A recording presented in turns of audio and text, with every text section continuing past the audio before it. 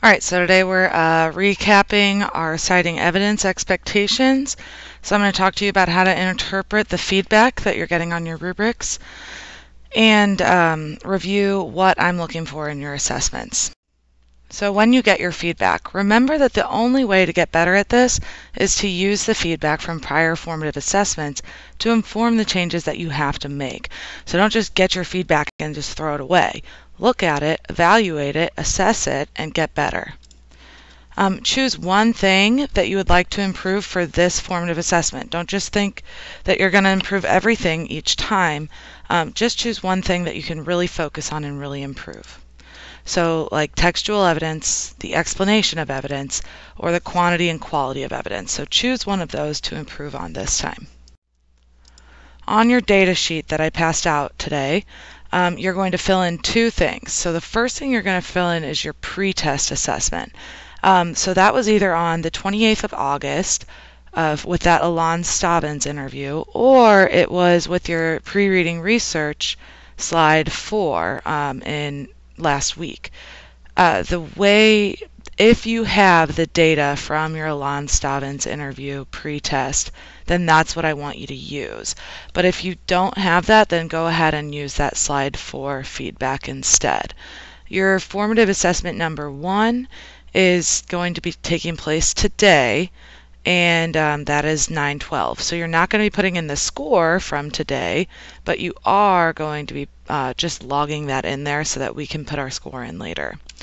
So if you scored an 11 or a 12 on your pre-test, then that would be exceeding the expectations. If you scored a 9 or a 10, then that would be meeting. If you scored a 6, 7, or 8, which is where most people were in our pre-test, then you would be below. And then if you scored a 5, 4, 3, 2, or 1, then you're at an academic warning. Don't pay too much attention to the language there. It just means that you have a lot of work to do, and we can get you where you need to be. If you scored a 0 or you didn't receive a score at all, then we need to retest you. We need a retest score. And so you will mark that box. So let's say that you received an 8 on your pretest. So you would just fill in like this, kind of like a bar graph, okay? So you're going to fill in right there, just like that. And then under or next to the assessment title, you'll put your score. So you got an 8, okay?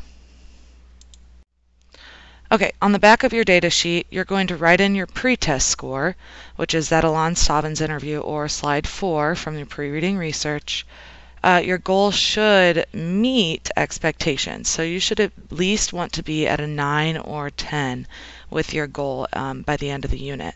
So look at your rubric. What did you show mastery of on the pretest? So when it asks you that in that box on the left, anything that you scored a 3 or 4 on is what you showed mastery of. If you didn't score a 3 or 4 on anything, just say, I didn't show mastery on any skills, but I did best on this.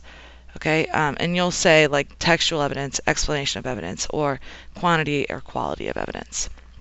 And then in that box that says, what did you not show mastery of on the pretest? You're going to write in there anything that you scored a 1 or 2 on. Again, if you have a 0, if you did not get scored, then you're not going to be able to fill this out yet. All right, so just to recap on what I'm looking for when you're doing your citing evidence. 1, you need to make sure you're restating the question. Every time I ask you for a written response, that's what you need to be doing. 2, you need to make sure that you're answering the question. And then 3, cite your evidence by using introductory phrases like in the text it states or on page blank it says this. Make sure you're using paraphrases and direct quotes, and you're using those in-text citations. So author and page or paragraph number in parentheses after your evidence. So for example, Ponyboy said, besides, I look better with long hair.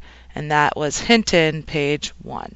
So see there with the right here, that is my in-text citation, okay? And then lastly, you need to make sure that you explain your evidence.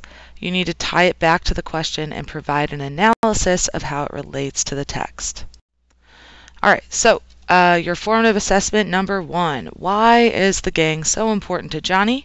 Use evidence from the text to support